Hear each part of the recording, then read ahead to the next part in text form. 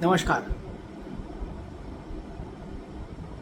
देश भर में इस वक्त सबसे बड़ी चर्चा यही है कि भर्ती परीक्षाओं में, प्रवेश परीक्षाओं में पेपर लीक को कैसे रोका जाए, शुचिता और पारदर्शिता के साथ परीक्षाएं कैसे हो। नीट के उदाहरण ने पूरे देश को झकझोर कर रख दिया है। उत्तर प्रदेश भी इस तरह की घटनाओं से अछूता नहीं रहा है। लेकिन कल उत्तर प्रदेश सरकार ने, मुख्यमंत्री योगी आदित्यनाथ ने एक सबसे बड़ी लकीर खींच दी इसी विषय।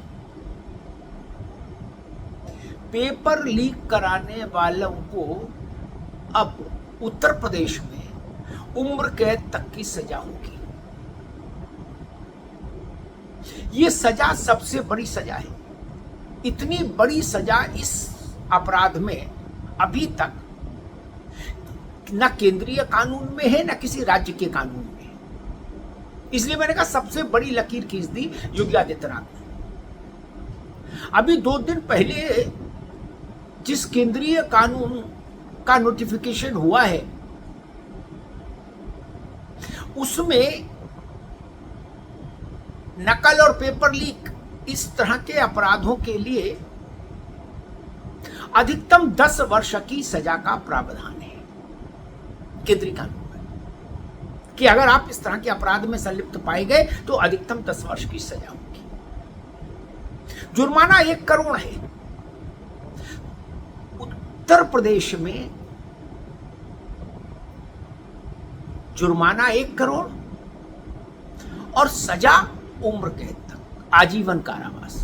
यानी एक बार इसमें आप संलिप्त पाए गए, पकड़े गए, आरोप प्रमाणित हुआ, अपराध प्रमाणित सिद्ध हुआ तो जीवन भर जेल के सीखचों के भीतर रहेंगे।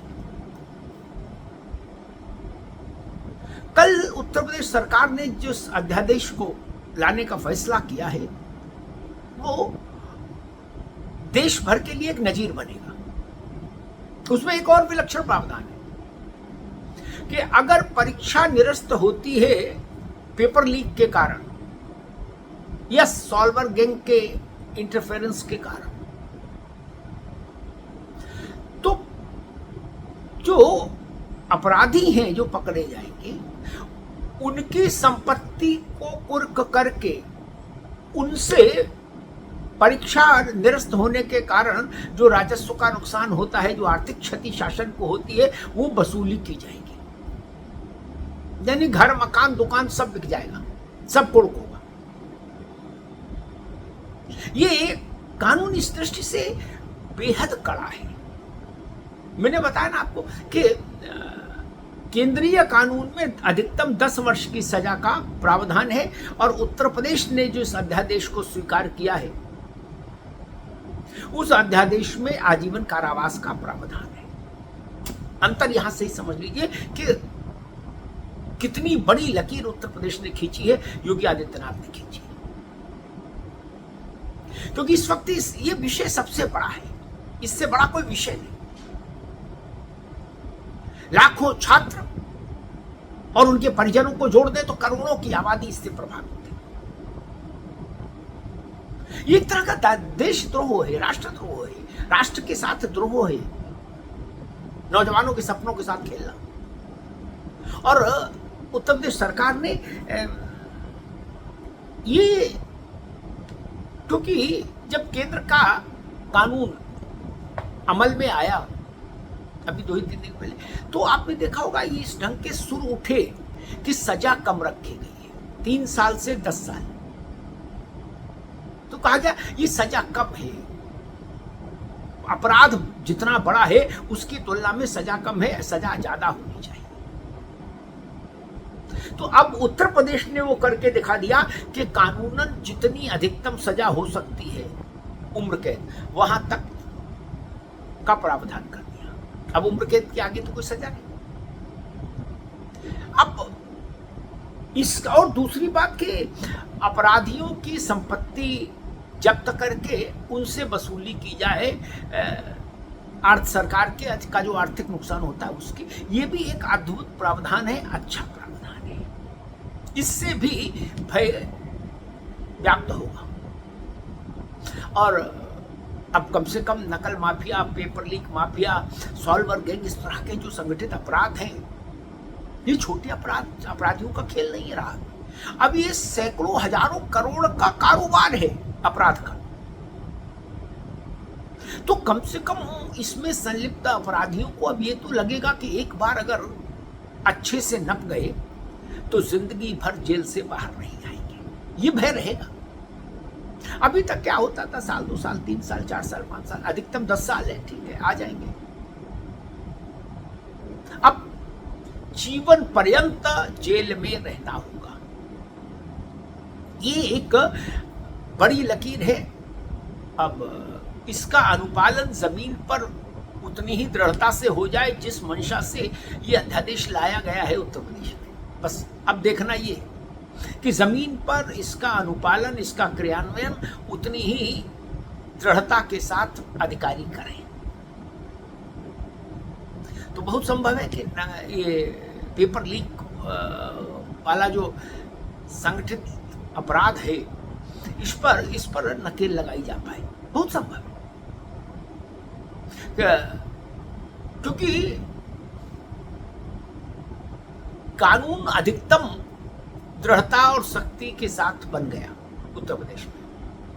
अब जो कुछ बात आकर टिकेगी वो टिकेगी नौकरशाही पर, जिसको इस कानून का क्रियान्वयन करना है, अनुपालन करना है। अगर वहां पर ईमानदारी और निष्पक्षता रही, शुचिता रही, तो तय मानिए उत्तर प्रदेश में ये कानून परीक्षाओं की शुचिता के लिए मील का पत्थर साबित हो सकता है। नोट कर लीजिए इस बात को। एक किस्म का भय इस कारोबार में लगे संगठित आपराधिक गिरोहों को जरूर रहेगा इस कानून का। और कल ही उत्तर प्रदेश में एक और भी बड़ा फैसला हुआ है। उस फैसले ने भी लगभग 50,000 शिक्षक कर्मचारियों को लाभान्वित किया है। 50,000। दरअसल 28 मार्च 2005 के बाद जिनकी भी भर्ती हुई उत्तर प्रदेश में, उनसे उनको नई पेंशन योजना के तहत रखा गया। कर्मचारी मांग कर रहे थे कि भाई अगर हमारा विज्ञापन, जिस पोस्ट पर हम पद पर भर्ती हो, उसका विज्ञापन अगर 28 मार्च 2005 के पहले का है तो हमको पुरानी पेंशन के दायरे में रखा जाना चाहिए। समझिएगा, भर्ती ज्वाइनिंग अलग चीज है, विज्ञापन अलग चीज है। यानी 28 मार्च 2005 से पहले जितने भी विज्ञापित पद थे, उनमें जितनी भी भर्ती हुई वो पुरानी पेंशन योजना के अधीन आए, उसका विकल्प उनको मिले। ये बड़ी मांग थी, लंबे समय से ये मांग हो रही थी। शिक्षक हर दरवाजा खटखटा रहे थे। कल योगी आदित्यनाथ ने इस बहुप्रतीक्षित मांग को भी पूरा कर दिया। अब 28 मार्च 2005 से पहले विज्ञापित होने वाले पद के तहत जो लोग नियुक्ति पाए हैं उत्तर प्रदेश में, वो पुरानी पेंशन का लाभ लेंगे। इसमें है कि प्रदेश सरकार ने 28 मार्च 2005 से पहले प्रकाशित विज्ञापनों के आधार पर भर्ती कर्मियों को पुरानी पेंशन का लाभ देने का निर्णय लिया है। ये मोटे तौर पर आप मानकर चलिए कि 50,000 से ज्यादा लोग इसमें लाभान्वित होंगे। और ये योजना किन पर लागू होगी? राज्य के कर्मचारी, परिषदीय विद्यालय, शासन से सहायता प्राप्त शिक्षण संस्थान, राज्य सरकार द्वारा अनुदानित स्वायत्त शासी संस्थाओं के अधिकारियों और कर्मचारियों को इसका लाभ मिलेगा। अभी तक क्या था कि 28 मार्च 2005 की अधिसूचना के अनुसार 1 अप्रैल 2005 अथवा इसके बाद कार्यभार ग्रहण करने वाले कर्मचारियों के लिए राष्ट्रीय पेंशन प्रणाली लागू है। अब ये जो बदलाव हुआ है, इस बदलाव से एक आशा की किरण बनती है और शायद इसीलिए national movement for old pension scheme के अध्यक्ष विजय कुमार बंधु ने कल योगी सरकार के इस निर्णय की भूरी भूरी प्रशंसा की। विजय कुमार बंधु देश भर में पुरानी पेंशन के लिए एक बड़ा आंदोलन चला रहे हैं।